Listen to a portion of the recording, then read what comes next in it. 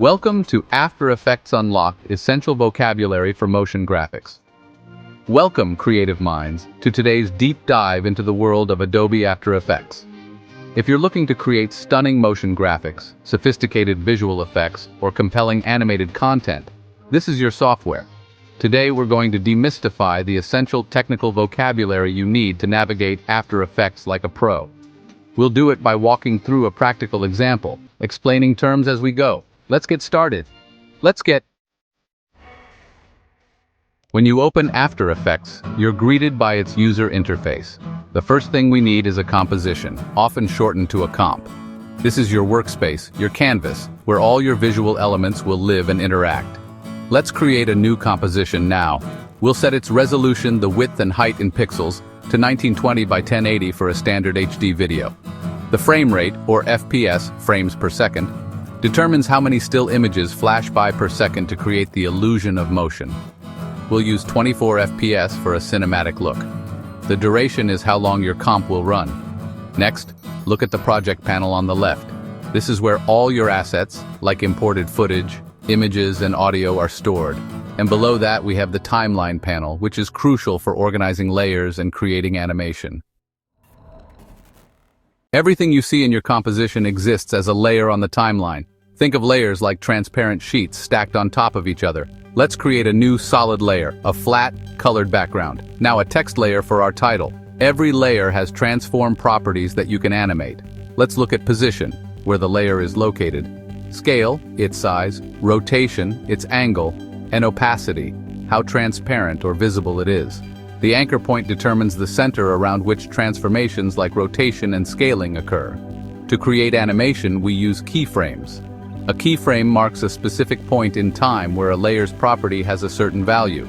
If you set a keyframe for position at the beginning and then another at a later time with a different position, After Effects will automatically create the movement in between. This is called tweening. To make our animation smoother, we can right-click our keyframes and apply Easy Ease.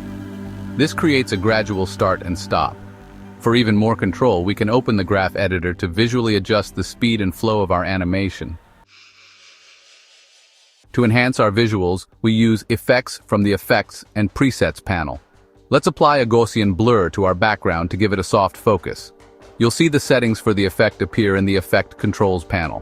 For precise control over what's visible, we use masks. A mask is a shape that defines which parts of a layer are opaque and which are transparent. We can draw a mask to reveal or hide parts of our text. Even more powerful are track mattes. A track matte uses the alpha or luminance of one layer to control the transparency of another. This allows for complex reveals and transitions. And speaking of combining layers, blending modes change how one layer mixes with the layers beneath it, creating interesting visual interactions like multiply or screen. As your compositions get more complex, organization is key. Pre-compose is a vital feature that takes selected layers and puts them into a new nested composition. This cleans up your timeline and lets you reuse animated elements. For controlling multiple layers, we often use a null object. A null object is an invisible layer that you can parent other layers to. When you animate the null object, all its child layers follow along, making complex movements much easier to manage. For even more dynamic control, expressions are small pieces of JavaScript code that can link properties, automate animations, or create complex behaviors without manual keyframing. While advanced, they are incredibly powerful. Many artists also rely on plugins, third-party software editions that extend After Effects capabilities, offering specialized effects or tools. Once your animation is complete, it's time to export it for viewing. We send our composition to the render queue. This is where you configure your render settings and output module. The output module defines the file format, codec, and other characteristics of your exported video. A codec, compressor-decompressor, is technology used for compressing and decompressing video or audio files. Common codecs include H.264 for web videos or ProRes for high-quality professional use. You'll also confirm your resolution and frame rate here and choose your bit rate, which affects video quality and file size. After setting everything, you hit render, and After Effects processes your composition into a finished video file. Congratulations! You've just covered over 50 essential technical vocabulary terms for After Effects, from setting up your compositions and animating with keyframes, to applying effects and finally exporting your masterpiece. This is just the beginning. Keep practicing, keep exploring the user interface, and remember these terms will be your language in the world of motion graphics and visual effects.